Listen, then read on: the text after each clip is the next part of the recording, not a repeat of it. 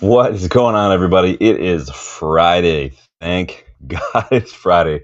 I don't know about you, but it's been a very long week, very busy week, very tiring week. But I'm glad you're here on the channel, United vs. Everybody. If this is your first time, I am your host, Sean. If it's your first time, nice to meet you. Happy that you're here. And we are back with a match preview. It's the big one. I guess not the biggest one, but it is a big one. It's going to be an interesting clash, this one. It's Liverpool United. And it's interesting not just because it's Liverpool versus United, but there's a little bit of an interesting backstory coming to this. This has potential to be 4 losses in a row for the Scousers, which would also make it the first time in Ruben Amorim's reign as United manager that we would have won 2 Premier League matches on the bounce. Yep, that's where we're at. But hey, but whatever reason you want to choose, it is a big match for both sides, and so I'm happy to be back sharing it with you guys. A result for Liverpool on Sunday, right? Sunday. That means another United manager losing to them at a very delicate time as far as their job is concerned. So there's a lot going into this, right? You wouldn't know that Liverpool were a bit in trouble because no one wants to talk about them. But hey, it is what it is. But like all the previews, we're here to talk tactics. We're here to talk referees. We're here to talk news as well, team selection. I'll get your guys' help with a 11. So we'll go ahead and pick a starting 11 together, see what you guys think. But you guys, let me know. Do you want to do an 11 that you want, or do you want to do an 11 that you think we're going to happen? So keep that in mind. Get your thoughts in, and then I'll ask again before we do it. But make your decision: the starting 11 we want, or the starting 11 we think Amorim's going to go with. So those are very different things, mind you. So we're going to do all that. Like and subscribe the video if you guys are, feeling so inclined to do that for me. You guys know we're on the road to 3K. Every little bit helps. It is free. Please go back after the videos on your phone and hit that hype button, which I don't know really what it means. Don't ask me what it means, but apparently Liverpool is just trying to make it more and more difficult for people like me to actually grow because the hype thing now is a thing. But check that out. Check out the United vs. Everybody store as well. Check out the memberships as well. If you guys are, feeling that way, that's the way you want to get more involved. It is the best way to get more involved, really, the memberships. You've got a WhatsApp group now for Starting 11 and Legends members. The link to that is in a community post. We've got emojis, as you can see. I've put about 87 of them in that pinned message as well.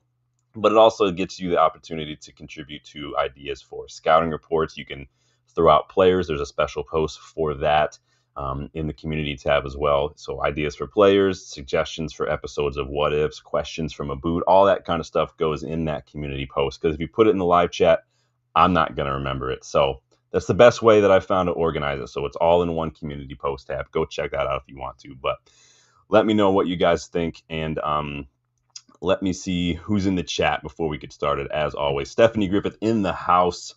She says, I think it'll be a high-scoring draw, another 3-all.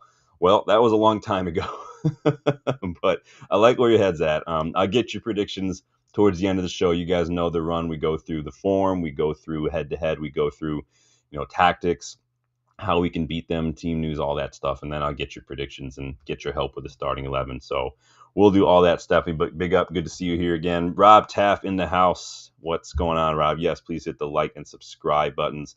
Hype the older vids, too. I guess you got to go back and hype the older stuff. Rob probably knows more about that, but I'd love to get the 3K before the January window.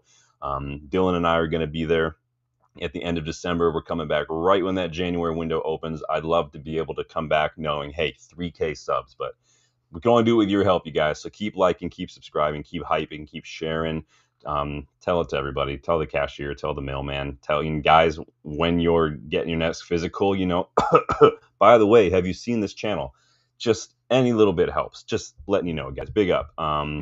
Yes, it is the biggest one. I do think that the match at Old Trafford's bigger just because we're United and they're not. But I do think it's anywhere in Europe, I do think this is like the biggest fixture of the calendar, and it comes around twice a year. So it is exciting. Everyone talks about it.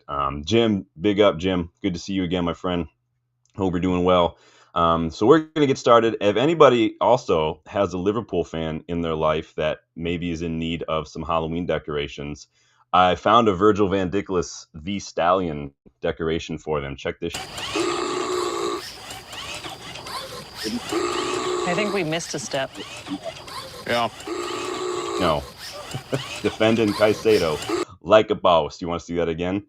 So I don't know where you can get these. Maybe Target, maybe Walmart, but we got a Virgil Van Dijk Halloween decoration for everybody who wants to get one for that I think we Liverpool missed a fan in step. their life. Saw this on TV, had to get it, but it looks great.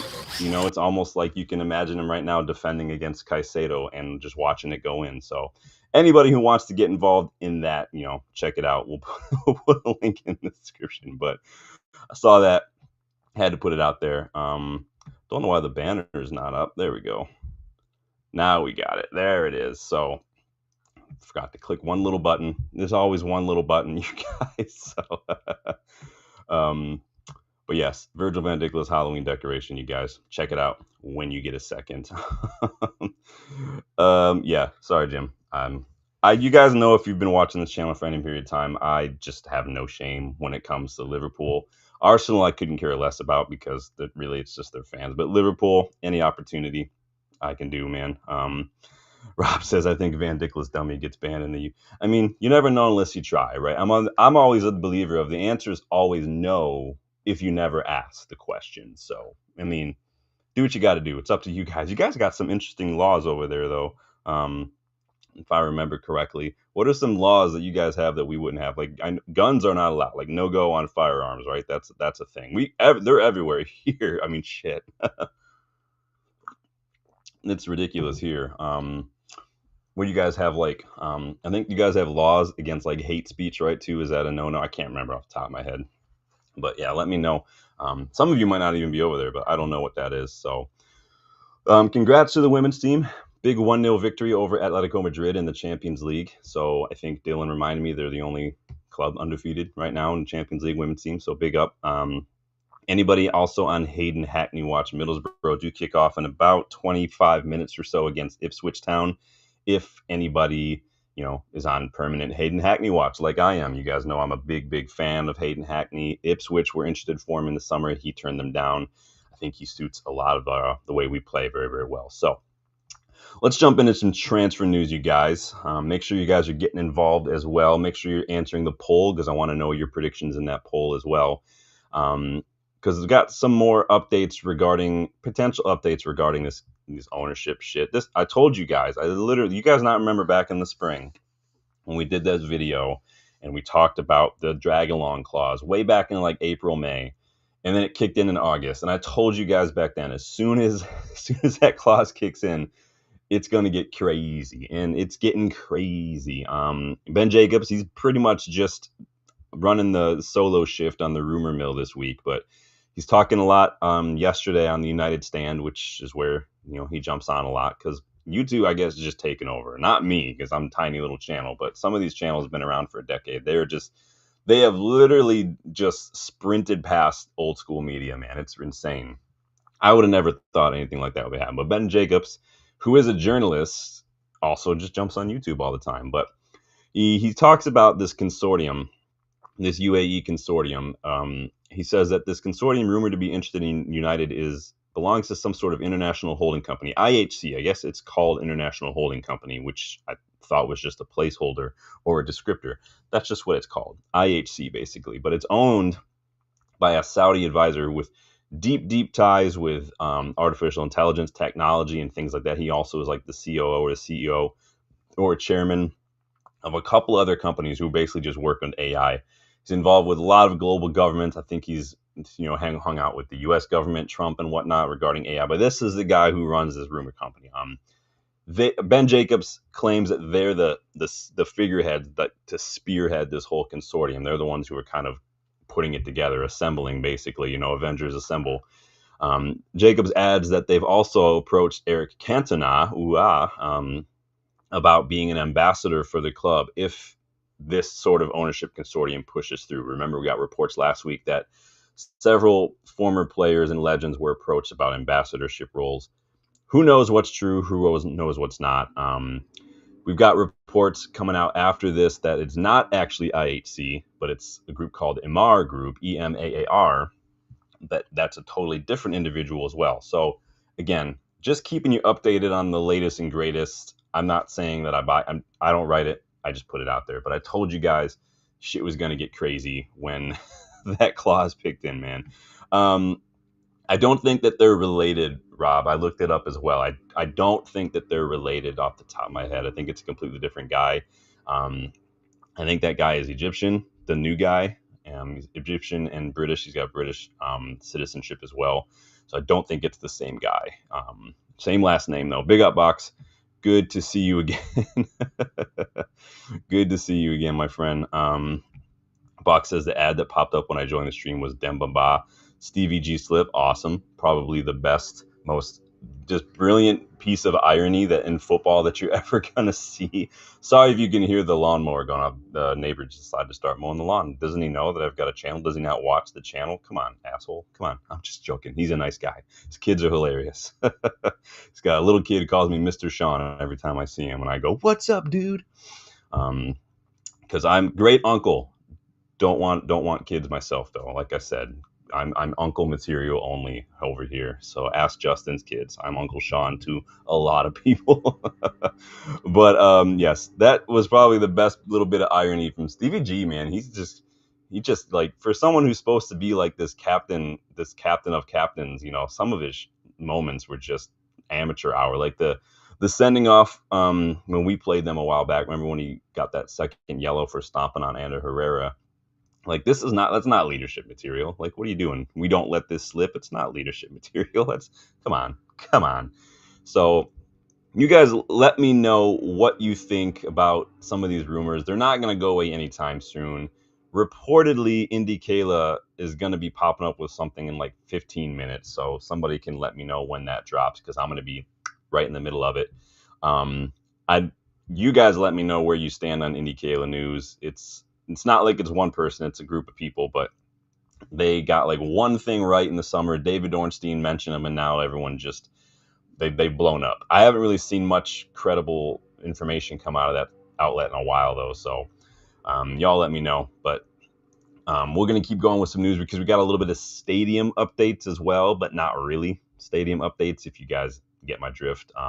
Stu, if you're watching, again, some journos, they say stuff without really saying stuff. But United COO Colette Roche, she spoke this week on a podcast called We Built This City, which, cool name for a podcast, by the way. Basically, she just said the same stuff that we've heard 2 or 3 different times now over the last 6 months. Nothing really new. Reminding us that this whole stadium project, this Old Trafford regeneration project, it's projected to increase, revenue and tourism and houses and create jobs and all this kind of stuff. It's not just a stadium. It's a whole, I don't know if you guys have been, but it's a whole area over there. We got Media City kind of a little down the ways on the canal, and across the canal, there's some like hotel, sorry, the dog here, some hotels and stuff and things like that, some housing. And then all around, obviously, you've got the neighborhoods and things. There's a bit of a shipping container, and that's the piece of land that we're trying to get. We're trying to basically turn that piece of land into, housing and shops and whatnot as well. But again, the whole infrastructure, the whole surrounding infrastructure, is not easily accessible. That rail line that is directly behind the stadium that, used to be not really functioning anymore. There were talks a while back of extending a stand over that. I don't think that that's structurally, like engineering wise, feasible. But there's talks of basically we have to increase the transportation. The accessibility was the big talk. And right now, it's just not feasible. The club, and that's where the government comes in, the local businesses, the local government, the mayor, all that stuff. That's where the government comes in, and because it's a regeneration project. Now, the government not going to do anything with the stadium. That's all on the club, despite what you might read in TalkSport or BBC or something. But that's where cooperation with the government, building up the infrastructure, the accessibility, transportation-wise, that's where they come in. So we'll see how it goes. Again, saying stuff without really saying stuff. Again, like I said, Boxers into Kayla, the Postacoglu of football social media, mate. Oh, Postacoglu. Any bets on if he's going to still have his job by the end of the season? I don't know. What's everybody doing this afternoon?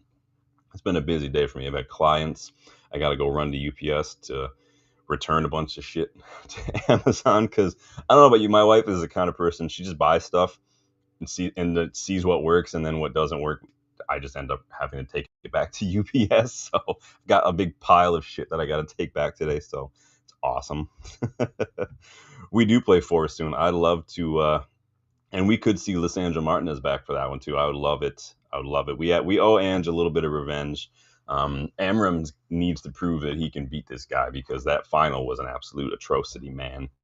So I'd like us to do something against them. But let's move on to the match, you guys. Make sure you're liking. Make sure you subscribed if you guys are new as well. There's a load of stuff down below too if you guys want to check out any products from the store.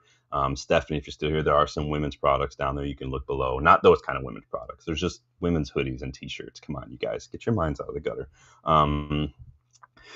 Let's talk about this match. Liverpool tend to be quite good at Anfield, especially against us. We've not really had much joy at their ground in recent years. I mean, we've only scored like 2 goals there in a decade, so it's not been fun. It was in 2016 when we last won there, thanks to a late winner from Wayne Rooney. Yep, that's how long ago it was. And like Man City, we are playing them while they are in a poor bit of form, but at the same time, that was the same thing that was true about Man City, and they absolutely just hammered us. So if you can't tell, I'm not 100% confident in this one going into it. Liverpool are second right now, but they are reigning Premier League champions, but they don't look like they're really up for defending that Premier League trophy. Not everybody can do it. I'm just saying, not everybody can defend the title, right? If their recent form is anything to go on. They've lost their last 2 Premier League matches and a Champions League match against Galatasaray, something we know all about. I was at that Galatasaray match at Old Trafford. It was an absolute shit show. They've only scored 2 goals in their last 3 matches, just 1 apiece against Chelsea and against Crystal Palace. So they're having a little trouble finding the back of the net. Obviously, they're not anywhere near what they were doing last season. And I've said this. You guys remember a long time ago when all these Liverpool fans were hyping up, we got Arne Slot, we're winning. They won I said, yes, he got the last little bit out of that squad that had already won a bunch of shit. And he didn't really do anything tactically different than what they were used to. He didn't change a lot. And now we're seeing what happens when a couple of the players either leave or they dip in form, which is what happened. They lost a big creative outlet in Trent Alexander-Arnold. And they're struggling a bit to replicate now that Arne Slot. It's kind of like Mikel Arteta. What he did a little bit he won a trophy with the Unai Emery squad, but then once it's starting to really impose his tactics and stuff, there's a little bit of a kind of a, what do you call it? I guess a learning curve. It's going to happen. And I've said this was going to happen, and it's happening. They're nowhere near where they were last season. They do have a little bit of fitness issues, which we'll talk about. Many of their big stars are just off the boil right now, and they do tend to leak goals. I mean, when you have Van Dijk, the Stallion, out here twerking to defend, I mean, you're going to leak goals. It's going to happen. But they're struggling. They just are, man. Let's see. Yes, Stephanie, big up. Rob's just on one today. I'm here for it. And what they're struggling right now, other sides are giving Mo Salah far less time and space on the ball than they used to. They used to give him a little too much respect, and now he's not getting that. And it's limiting his dribbles. He's only on 3.5. He was on 3.5 successful dribbles per 90 last year. That was a 39% success rate. It's dropped already this year to 1.6 per 90, which is 20% success. So it's like half, really, less than half per 90 and half of successes. This is the lowest his success rate in dribbles has been since he joined Liverpool. He's completed just 1 attempt out of 11 tries this season. Like, he's not doing very well, Mo Salah, and I'm here for it. I'm ready for it, man. I wonder, is losing the relationship with Trent Alexander-Arnold, is that hindering him? Is it a tactics issue from Arne Slot that's hindering him? Like, what seems to be the issue? Konate to Salah is one of Liverpool's most used passes, so we'll want to keep an eye out for Konate. He likes to find Mo Salah. Dominic Szoboszlai, who sometimes will fill in at right back, his is actually the most completed pass combination for Liverpool, so look out for Szoboszlai as well. But also, they're just trying to get it to him in those wide areas. This is where he gets most of his touches. This is from Opta, a really good site for you guys, if you guys ever want to look at numbers and stuff. So whoever's going to play left back for us, left wing back for us, left center back for us, they need to be on it, switched on, cut out those passes, and the attackers need to be putting a little bit of pressure on the ball. I want to force some sloppy passes. If he's getting a lot of touches in these wide areas, you guys see, you force a sloppy pass from a keeper or from Konate or something, odds are that ball is going to get overcooked and it's just going to go out of touch. And we can do something with that.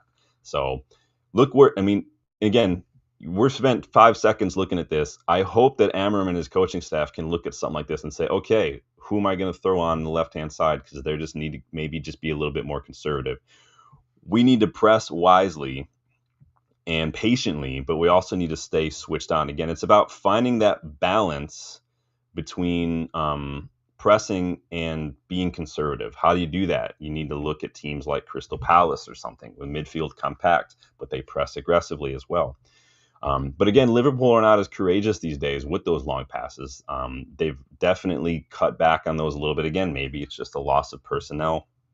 Could not tell you, but and I don't think Arne Slot's helping either. His substitutions, out and the guys pay attention, his substitutions have not been super great. If you guys get my drift, like they've been iffy, and they've actually made things more difficult for them at times. His substitutions, so he's not helping himself. Again, like I said, when he starts imposing his will on things, you're gonna start to see some things struggle. So, what are you guys saying in the chat? Let me take a breath here. Get your thoughts in, you guys. Bit of Earl Grey with a little bit of milk. I'm here for it. What we got going on here? Bach says we must be clinical. Yeah, I love us to start catching up to that XG stat because for a while there it was the best in the league, but we've just missed all those chances. So Nota, welcome back. Nota says, I've had a weird feeling for ages, even before they started losing, that United will beat them. I like your optimism. It's one of those things, the head and the heart just, they don't agree. They're just clashing right now. And so I'd like to think, and I'll give you my prediction. So it's going to be difficult. Stephanie says Van Dickless. I love that Van Dickless is caught on, by the way. If we can make that a thing, I would consider that a personal like goal for me. Put it on my tombstone. I started Van Dickless.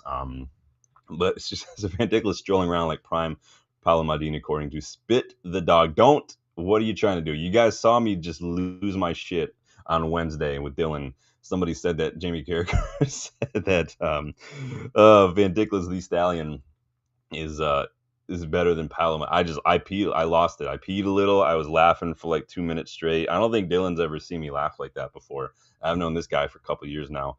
I think the last time I've laughed like that is like when Justin and I watched Stink Meter episode on the Boondocks in the middle of the night on a plane to England. Sorry, everyone else on the plane, but it was loud. I don't care. Rob says Virgil looking for a milkshake sponsorship. Don't make me do it. I'll put the memes right back up here. You guys know I love me a meme. Jim says, I love for United to make it 4 out of 4 losses to Pool, but we give team who haven't won their first win in ages. Yeah, and we'll probably give Florian Wirtz a fucking goal or something too, man. I'd love it if we give them 4 losses. I don't think that that's going to happen, though. Box says 4 losses in a row would be massive. I remember back in November 2014. Wasn't that when they appointed Jurgen Klopp? Was around that November time, 2014? Because then he finished 8th or something that first season. They got to Europa League final that first season, but they finished like 8th. So that sounds familiar. Europa League final and like low on the table. Hey, welcome, Ruben. So who can we expect to see for Liverpool? Gravenberch was a question mark. Now it sounds like he could be fit, according to Arne Slot. He did pick up a little bit of a hamstring thing while on international duty with the Netherlands, but it doesn't sound like it's going to be that big a deal. Konate was injured, and then ended up joining the France squad, but then he left early. Arne Slot hinted that he could be fine, though, so we'll see. I don't even know who else they have in defense besides Van Dickless, the Stallion, and Ibrahim Konate. Joe Gomez. Is Joe Gomez ever fit, though? Is he even still there? I really don't know. I don't know why they didn't buy a defender. They ended up they didn't really need to get Isak. I don't get that one out, but it is what it is. Not my club. Allison is out for sure, though. He picked up that injury against Galatasaray in Champions League, so he's out for sure, which could be good for bad. Mamardashvili, I actually do rate Mamardashvili. You guys know, one of my first ever scouting reports. Way before I had the channel, way before I was working with Stretty News, I had that blog. He was one of my first scouting reports at Valencia, Mamardashvili. Really good keeper. I haven't really watched him a lot at Liverpool, though. He's only really been played this year because he was on loan last year. So looks like Morata's really in goal. Endo was injured, but Liverpool fans apparently don't think they have a six anyway. They don't rate him, so what does it matter, right? So, in my opinion, if you sit there and you say for years like we don't have a six, Endo's not good enough, and then you want to use him as an example of your injured players, you're just full of shit. So, Liverpool fans, what are you going to do? And then, while he's performing well below his standards, he scored just 5 goals in his last 21 appearances for Liverpool. And he has the same number of goals this season as Benjamin Sesko, by the way, only one of which was from open play. The other one was a pen. Mo Salah is always going to be a threat. He loves a goal against us, Salah, almost as much as Danny Welbeck does, apparently. But he can be caught out because Liverpool do tend to leave him in advanced positions. And he's even said, like, just let me focus on attacking and don't make me do a lot of the defending. Maybe that's why Jose Mourinho didn't really like him when he was at Chelsea. But what this does is allow Salah to be an outlet for them, like Konate, like Jobasai. But at the same time, he does leave space in behind, and so we can exploit that. Ekitike for me is the one to look out for because he's looked really good. I didn't know what was going to happen with Ekitike. You guys know I wasn't as big on that hype train because he had one half decent season. He's looking good. Isak off of it. Isak might score. Who knows? And again, I just like to avoid being the side that gives floppy Verts his goal. Like, I just don't want to do that. The guy is Florian worse than Darwin Nunez, so don't like that at all. What are you guys saying here? Joe Gomez is still, yeah, I don't watch a lot of Liverpool, so yeah, he's always injured, so I don't know. Bugs, I saw a bit of the United fan versus Liverpool fan debate on TalkSport and Scousers. That's like the epitome of Scousers. Those are just arrogant.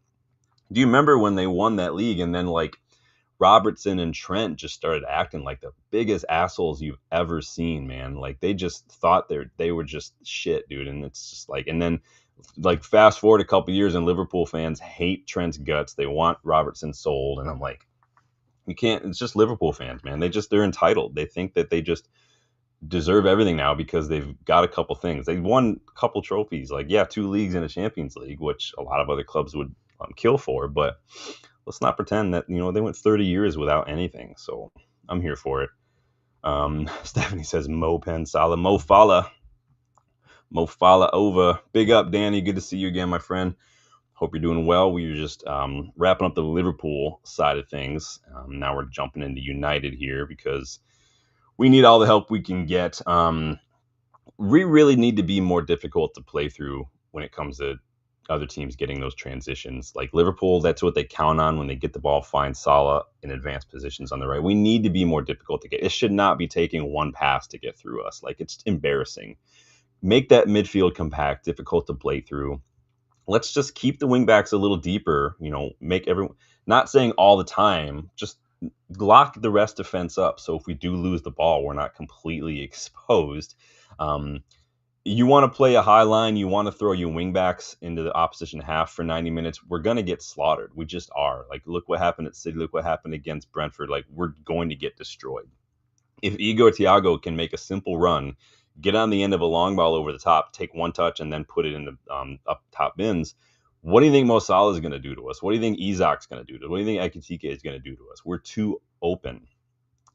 Be compact. We can't go toe-to-toe. I know a lot of people are like, just take it to him.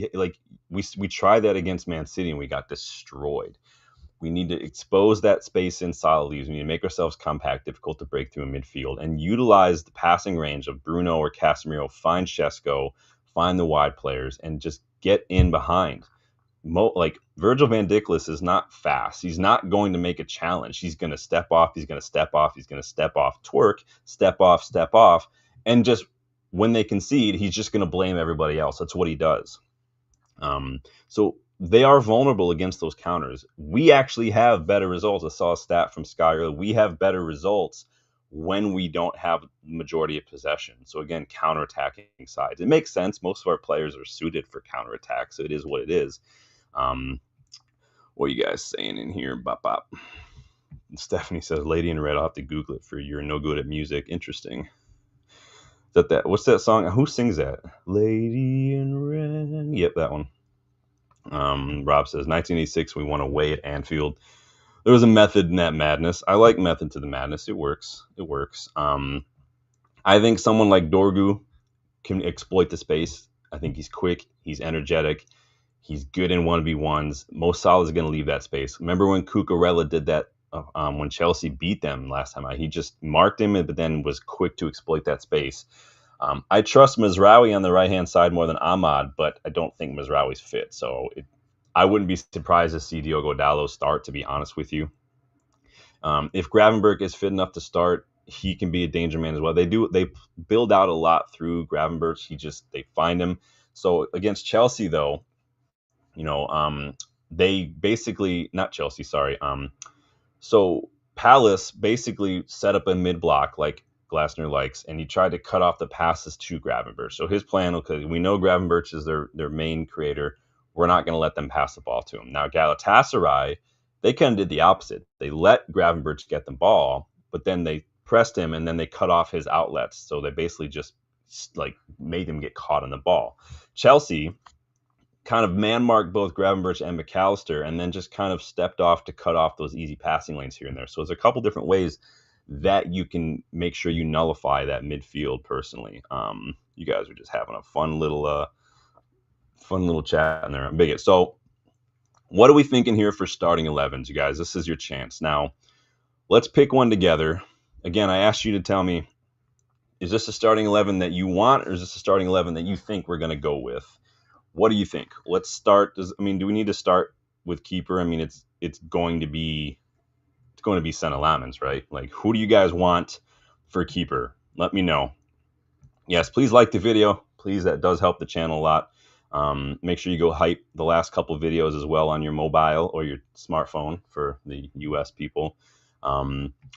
Who's in net? Senna Lamens, says Nota. I think it's got to be Senna Lamens, right? So back three. What are we thinking here for the back three, y'all?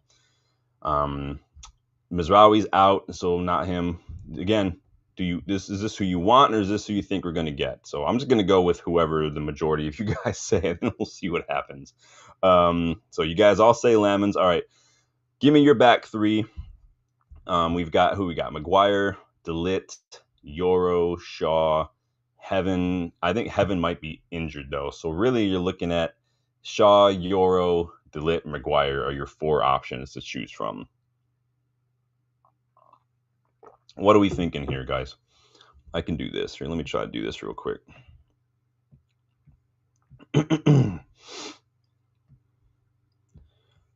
Get in your pick. So Rob's going with Euro, De Ligt, Shaw for this one. All right, fair enough. Let me do this guy real quick. I'm going to put this on the screen so you guys can see what I'm looking at here. Let's exit that. There we go. All right, so what are you guys saying? De Ligt, Maguire, Euro. Stephanie says Euro, De Ligt, Shaw, De Ligt, Maguire, Shaw, Euro, De Ligt, Shaw. Interesting. So I got. Let's start on the left-hand side. Who's going on the left-hand side, guys? Because you got a lot going on here. Who's going on the left-hand side? And then we'll start from there. Who's going on the left? We going Euro. We're going Shaw. Sounds like that's the options for the left. Euro or Shaw? Who's starting on the left-hand side? Let me know.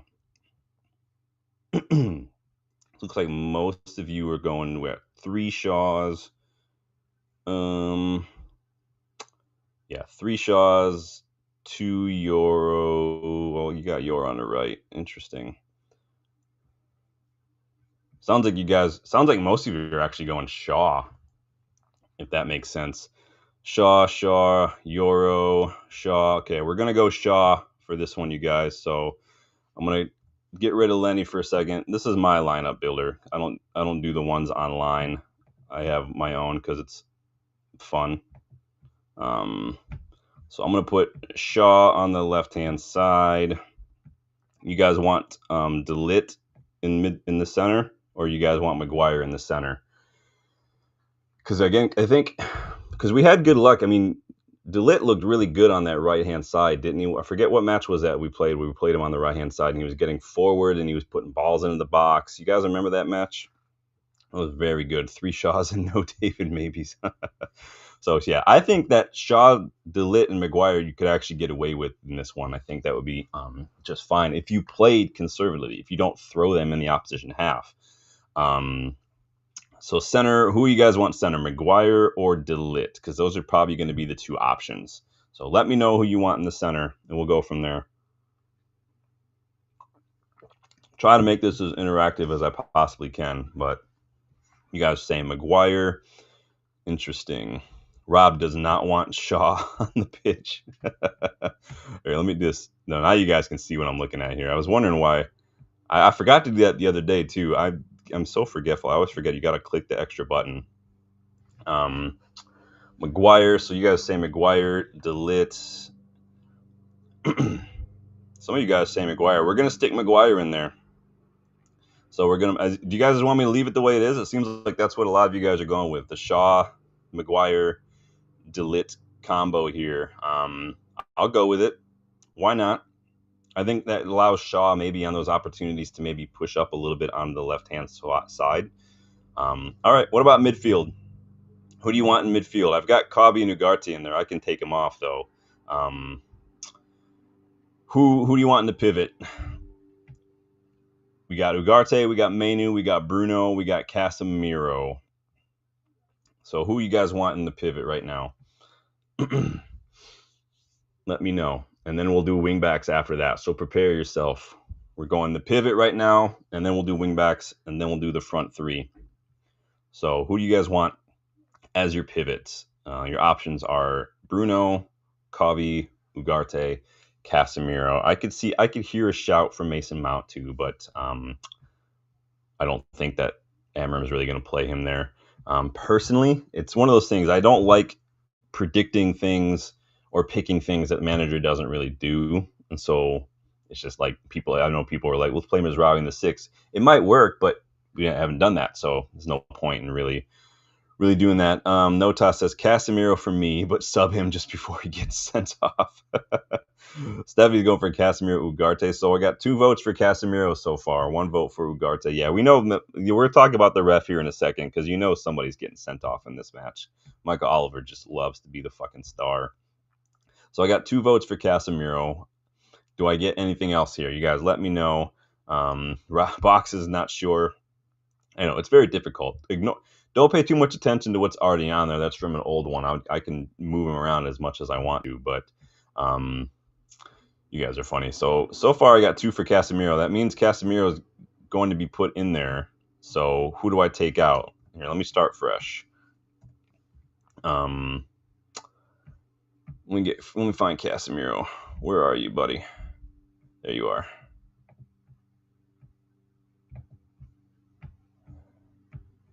So Casemiro is going in there. I'm going to put him on the right. It's hard to do this with my left hand. All right, Casemiro. Who else is going in there, you guys, next to Cass? You got to think it's going to be Bruno, right? I mean, that's typically what Amorim's going to do. So do you guys want to put Bruno in there because you know that's what's going to happen? Or do you guys want to go with what you want? Yeah, I think it's going to be Bruno. Now we got a couple more days. Casemiro came back early.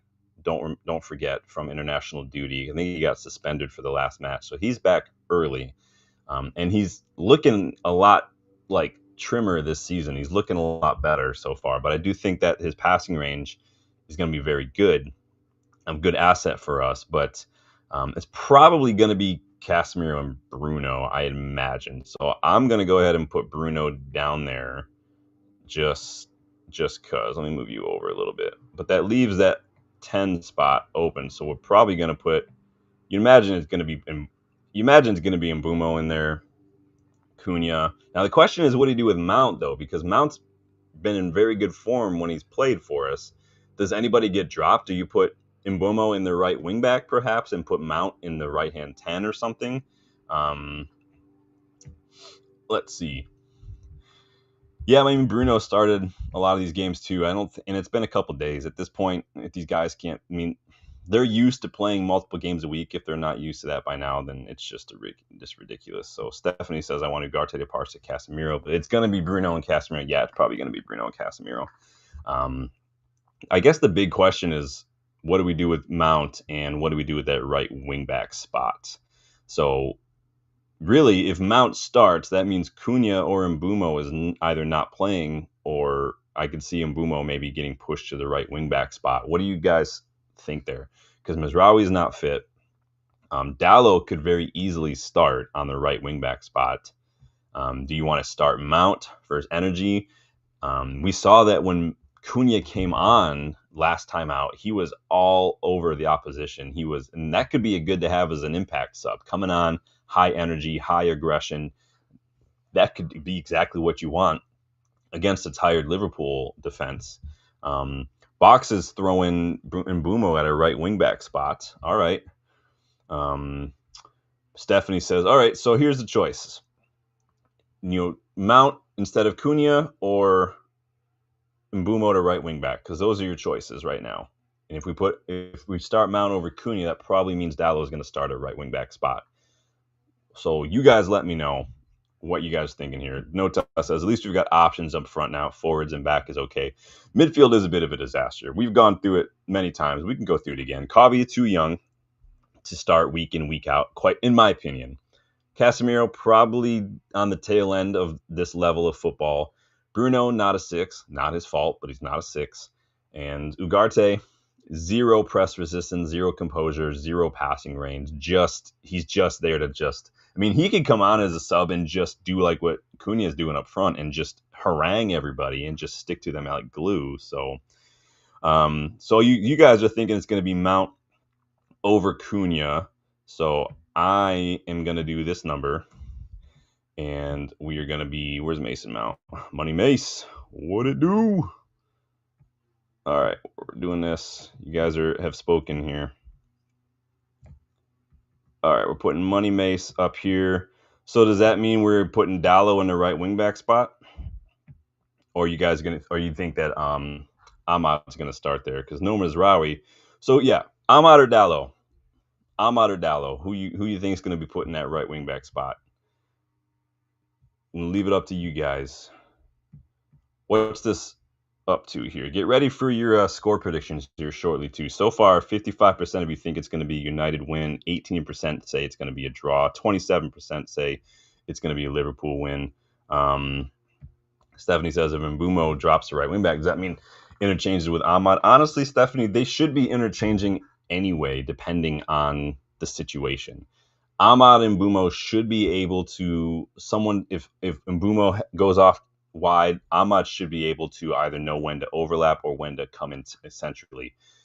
There's a reason I don't pay too much attention to formations. The formation is not system. It's all about game state, attacking, defending, build up, all of this. And it's all your positioning is going to change depending on all those situations. So, and I do think that if you're gonna play a winger at right wing back, then either Mbumo or Ahmad could realistically line up there and be just fine. So Nota is putting Ahmad in the right wing back spot. My problem with Ahmad, I love Ahmad to death. Justin and I were at the Southampton match last season when he got that 10-minute hat trick to close out. It was such a great match. Not a great match for 80 minutes. Great result, but it was fucking limbs there though. That was such a good match. Let's see here. Ahmad, we putting Ahmad over Dallo? Do we trust Ahmad to be able? And this is where I was getting at. Ahmad, he doesn't defend as well as I would like, and it's not his fault. He's a winger. I don't expect him to always be dropping back, but it is a bit of a liability at times. And so I'm not saying Dallo is like world-class defense, but I think Dallo's definitely got a bit more athleticism to him than Ahmad in terms of getting up and down the pitch. I do think Dallo will be up for it. I'd be surprised if Dallo sees 90 minutes with Michael Oliver refereeing again, because you remember he got sent off. Sounds like some of you are throwing Ahmad in there, so I'm going to go ahead and throw Ahmad in there. Dallo, sorry, buddy. Got your bug. Where's Ahmad at? I always lose these guys. All right, so we're going to put Ahmad on there. The UVE community has spoken. Let me make him a little bigger so we can see him a little better. There we go. All right. Cool, cool, cool. All right, this is what we're going to do. Pop, pop. All right, so there is your 11 that you guys wanted for Liverpool. I just put Dorgu. I figured Dorgu's probably going to be everyone's pick, right? Um, so you guys wanted Lamens. You think we're going to be fine with a Shaw, Maguire, DeLitt back line, which I don't have a problem with. I think that we probably would be fine with that. It's probably going to be Bruno Casemiro in the pivot, which is just normal, which is what we're going to see. Dorgu, Ahmad on the wings, and then we've got Mount in for Cunha, which could rub Cunha the wrong way. Wouldn't be the first time that he's been, dropped to the bench for Mason Mount. But Mason Mount's in such good form, so you have to do it, right? I mean, that goal against Sunderland was beautiful. Shesko likely, and then Mbumo. So that's what you guys are going with. I don't have a problem with it. Yeah, Stephanie says long throw Dallo. Yeah, I threw out a stat on Jarvis's channel. Let me find it again real quick, because long balls, man, long throw-ins are the thing this season. Where's that stat at? So this is from John Cotterill, who writes some really good books, some scouting books. Last season, there were an average of 1.5 long throw-ins per game in the Premier League. This has risen to 3.7, so more than double this campaign, and there have already been 6 goals this season as a direct result of long throw-ins. So last season, there were 15 goals from the result of long throw-ins over the entirety of this season. This season, there's already been 6. More than double per game now for long balls when it comes to throw-ins. And so long throw-ins are definitely in fashion, even though they were in fashion about 40 years ago. I don't have a problem with it. You just have to really be good at attacking them. And you've got to have a really powerful, I think if you're going to try to get some long throw-ins, you should have your players meet with rugby players for a second and learn how to throw the ball properly. It's not just about being strong. There's a technique to it that can get the most out of it. And I think that bring him in, let him talk to some rugby players, learn how to throw those balls, and who knows. But we'll see. Our players just don't really attack the ball in the boxes enough. But there's a starting 11 for you guys. You guys did a good job picking that. So I'm going to leave that on the screen for a hot second. Because now I want your score predictions. So more than half of you think we're going to win. Now, some people will tell you that Liverpool are there for the taking. Others still think that we are nowhere near good enough to get 3 points against even a struggling Liverpool side. So a lot of people banking more on the fact that we're shit, not the fact that Liverpool is struggling. And Liverpool fans are always going to say that they're the underdogs. They're always going to say oh, you guys will beat us. You guys will beat us. They like to always make it seem like they're the underdogs so that when they do win, which they probably will do, that it's the opponents who are just shit. They've overcome some sort of crazy insurmountable odds. Fuck off. But hey, win this one, we could jump to 6th place, be just 1 point outside of top 4, and maybe even within 6 points of Arsenal, who are in first if other results go our way. Words cannot describe how much I want to beat Liverpool. I want to beat Liverpool whenever we play them. As much as I relish that notion, though, of maybe a smash and grab job at Anfield, I mean, I just can't see Liverpool losing 4 in a row. I just don't see it. And so I'm going with a 1-1 draw. I predicted that on Jarvis's channel last night. I'm going to hold to it. What are you guys' score predictions? I see 55% saying it's going to be a United win. I better see that reflected in the chat. So Notaz saying 1-0 to United, a scrappy smash and grab job at Anfield. Honestly, Notaz, I feel like if we're going to win that way, that almost might be I'd almost prefer it that way. I know you always want I want to win 7-0. That would just be poetic. But a 1-0 at Anfield would just be you guys couldn't even score 1 goal. That would be amazing. And again, as long as Florian Wirtz doesn't score, I'm fine with it. I just say 1-0 or 1-1 because neither side seems capable of scoring more than a goal. It's only been recently we scored 2, and it's just we're not that great. Notas says a late winner. I could do a late winner and a 1-0 victory over Liverpool would be hilarious to me. Salah, just nothing. Florian Wirtz, again, nothing. I would love it, but get your score predictions. Jim D64 says 2-1 United. Can't bet against my team. Yeah, no, I applaud it. Again, Head versus the heart. Heart says I want us to win. I want us to win. If we did win, it'd probably be by a single goal, like you're saying, Jim. But my head says I can't see it. I see another score draw. Rob said a draw puts more pressure on Slot than Amorim. Yeah, I mean, three losses and a draw at home to United, probably not great. I would love to beat him. I just can't see it. Stephanie says clean sheet and another ease. Rob thinks we can pinch a win. I would love it. I would love it. I just don't see it personally. I mean, Grimsby gave us trouble. Burnley gave us trouble. I mean, technically, Burnley did give them trouble. Like, no one wants to talk about that. Everyone wanted to give us shit for needing a pen to beat Burnley. Liverpool did the exact same thing. Mo Salah's got 2 league goals this season, too, and one of them was that pen against Burnley. So, but you don't hear about that in the media, do you? Fun news is that Michael Oliver is in charge for this one. So awesome. Sent off Diogo Dalot in this exact fixture a few years ago simply for waving his arm in frustration at a decision that he made. Literally 2 yellows for Dalot in like 2 seconds. I can't stand Michael Oliver. He loves to be the star. I feel like he's got his own dressing room. Like I said on the Kickabout, I feel like Michael Oliver would probably push to get names put on the back of referee shirts just because I think he just wants people to know who he is, man. Any bets on who he might send off this time? Probably Casemiro, right? That's got to be an easy bet. I just don't understand. Why is he the official for this fixture so much? It just doesn't make sense. How is he the senior ref in this freaking league, man? Where's Pawson at or something, man? Rob says last season it was Klopp's team. Now Slot is new players. Yeah, and I said, when they start getting in different players, when they start losing some players, that's where you're going to see what happens. So we will see. Stephanie says clean sheet and a Shesko. Dude, I would love it if Shesko would score more goals than Mo Salah. I would love it if he would score and Virgil van Dijk just twerks. God, I would love that so much. I need to find my bottle of Scouse Tears. I'll get that prepped and ready to go. I don't know if we'll be using but yeah, keep getting your score predictions in. I'm going 1-1. Some of you are saying 1-0. Some of you are saying 2-1. The under 20 World Cup is Sunday night as well, so nice little wrap up to the weekend. Keep an eye out too. Once that tournament wraps up, I do have a best 11 under 20 World Cup video planned. You guys know I love watching the youngsters play. Whether it's our academy, we've done some watch-alongs through the academy in the past, scouting and stuff, but I've been watching the Under 20 World Cup. I do have a best 11 ready. So keep an eye out for that one if you want to see some future stars. Anybody playing FC 26? Yeah, they are on the slide. I don't know what they were thinking, giving them new contracts. I thought that was just... If they were United doing that, it's so funny, Liverpool fans, man. It's just so funny. They give Trent shit, like nothing but shit.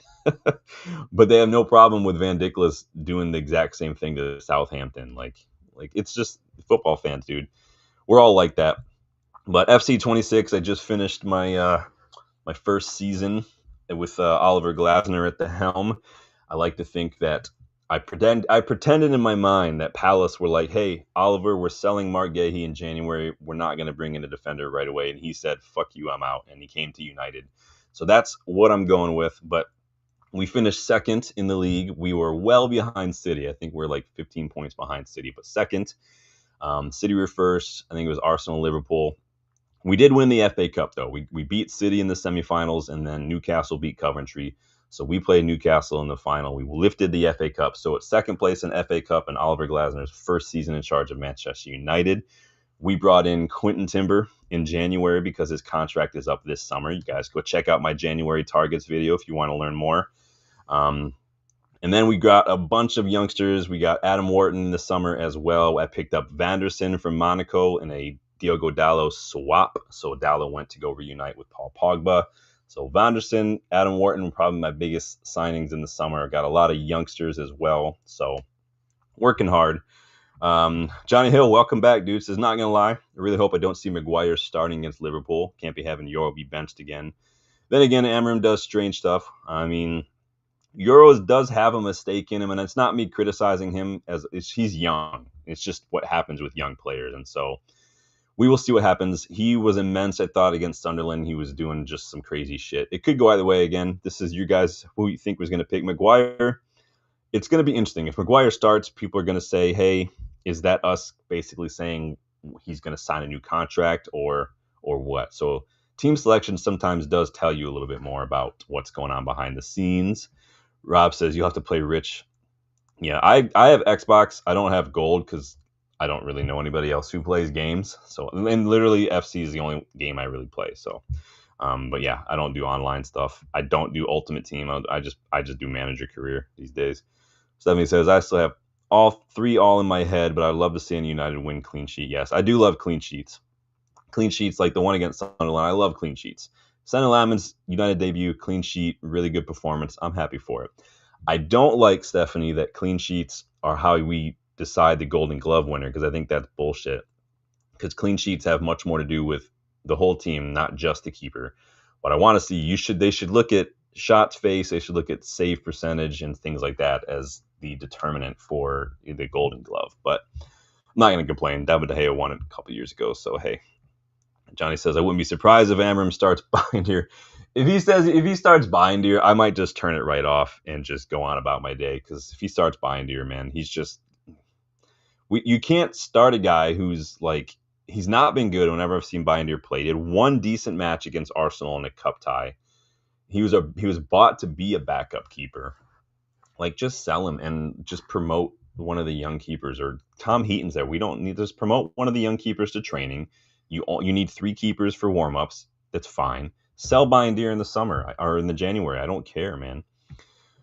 Sammy says, who takes the penalty? We never get feel. I mean, it's always Bruno taking the pens. It's just the way it is. You've got a designated pen taker. That doesn't ever change, really. Unless Bruno decides to give it to somebody, which he might. I wouldn't be surprised, Stephanie, because Bruno did this for Rashford a couple years back, if you remember, where Rashford was struggling really just on a goal drought, and Bruno gave him the pen. Helping, that's capping the material right there. I wouldn't be surprised if we get a pen if Bruno does that with Cunha, for instance. Just gives it to him and lets him just take it to just break that duck. Wouldn't be surprised. Rob Taft says 100% the keepers down the league get to save more. Yeah, I think it needs to go by how much shots you face, what's your save percentage and things like that. Clean sheets, you could have a keeper who has to face 20 shots because the rest of the team makes mistakes, and you can have a keeper who faces 2 shots because he's got an amazing team in front of him. The keeper who's faced 2 shots might get a clean sheet, and the other keeper might concede 1 or 2, but have an excellent game still. Like it's not fair. Like that to me is not fair. And so, Nota says Oliver would trip Bruno, dude. I don't remember. I don't think I watched that in real time. So I had to watch it back just to see what all this shit was about because I don't remember it happening. I think people are making a bigger deal out of it. I think people try to read too much into things like Bruno says sometimes. People were going in on him for when he mentioned Euro and something when they conceded a goal. Like he's throwing Euro. He wasn't throwing Euro under the bus. He was just literally saying what happened, and he put himself in that same criticism line of fire as well. I think people just love to hate Bruno for some reason. And yeah, I'm critical of him. I don't think he's a 6. That's not his fault, but it is what it is. And so I just don't get it personally. But Rob, thank you. Yes, please hit that like button for me, you guys. Subscribe, all of it. Memberships as well. Scroll below the video player. You'll see some sample items from the United vs. Everybody store if you guys are interested in any one-of-a-kind gear as well. Memberships, too. Best way to get involved in the channel. Starting 11 Legends members, there's access to a WhatsApp group now. You can chat behind the scenes, outside of the videos as well. The link to that is in the community tab. Go check it out. So, yes, appreciate all the hype, Rob. Speaking of hype, go do that on the videos, too, on your mobile afterward as well. Appreciate it. Johnny says, do you reckon there's any result here that makes Ineos finally sack Amorim, or do you reckon they're going to give him a free pass? I don't think anybody's got a free pass. Because at the end of the day, it's all well and good for managers to say, I've got a system. But at the end of the day, you've got to find a way to win. And if your system is not, if they're giving you time to do your system, and if you're playing your system and it's not getting results, then that's a problem. Like that's a problem. And if it's a system thing, then that's on Ineos, because Ineos took on this job, took on Amorim. He was their guy, knowing full well, completely different system. We're going to need different players. It was a big reason why Liverpool didn't go with him, because it require a whole nother rebuild. And I don't think they wanted to do that quite yet, even though they just blew half a bill. And so Ineos will have to take the L too if they end up sacking him. We've talked about possible replacements again. We don't want him sacked. I want him to make a couple changes. I want him to win games. I want us to win games. But you always plan. The same for players. Leacha went down injured last year. I did a Leacha replacement video. Bruno, heavily rumored to be leaving. I did a Bruno replacement video. Luke Shaw replacement videos. I did a lot of these type of videos. I do the same for Amorim.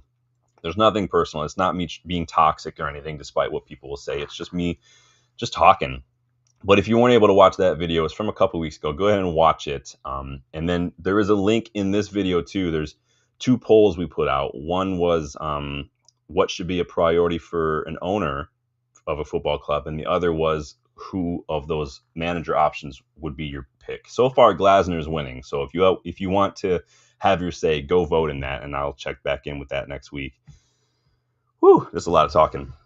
It's hard to promote yourself. I'm not very good at it. Stephanie says, clean sheets takes heat off our keeper. Pundits, media, and fans always blame goalkeeper for any conceded goals. Yeah, it's annoying. I think it's oversimplification. I don't think things are as black or white. I believe in triangulation. This is why, Stephanie, I also don't like pass completion, because it doesn't tell you a whole lot of story. Like, there was a stat I mentioned a couple years ago or a couple weeks ago that, like, our pass completion was very good last season, but more than 2/3 of our passes were just the center backs passing side to side and stuff. Like, I want to see progressive passing. I want to see through balls, long balls, and not just side to side. Because you can have a defender who just plays a 5-yard pass to his partner throughout the whole match, 100% pass accuracy, and you're like, cool. I love pass completion. It's lazy analysis, in my opinion. But I'm also just that's just me. Rob, I appreciate all the love, man. I don't know if I agree, but I appreciate the love. I'm not the most tactical guy. If you guys want to talk tactics, go check out AJ Analysis. I think he's probably up there with the best right now. If you want to have all the United history, if you want to have basically an encyclopedia, go watch Stratford Paddock. I love watching Stratford Paddock as well. I don't have as much time to watch a lot of it as I usually do. Rich at Red Devil United, always talking like the latest rumors and news. I try to do a little bit of each. And then just laugh my ass off when someone mentions Jamie Carragher comparing Virgil van Dijk to Paolo Maldini. So, but Nota says they can't sack United manager after losing to Liverpool. That would give them too much joy. I mean, strange. It's happened before. If we wait though, like again, if we're doing it just to save face, then that's a problem too, though. But I hear what you're saying, Nota. Johnny says you make a good point. I'm a big Glasner fan. I've seen people say that Glasner wins with this system because of the players, but I believe the difference is the instructions. Yeah, it's the same formation. Glasner just has his midfield a little bit deeper and a little bit more compact, because Wharton is not Bruno. And again, it has a lot to do with the fact that Bruno has got to be on the pitch, but we just bought 3 attackers. So if Bruno were just to sit a little deeper and just play a little bit more like that, I think it would be, again, then it becomes about manager, because if Bruno is going rogue, then that's a problem, but I don't think he is. In Amorim's system, one of the midfielders does have a little bit more license to roam around, and the other one needs to sit still. The problem is Casemiro's a little older.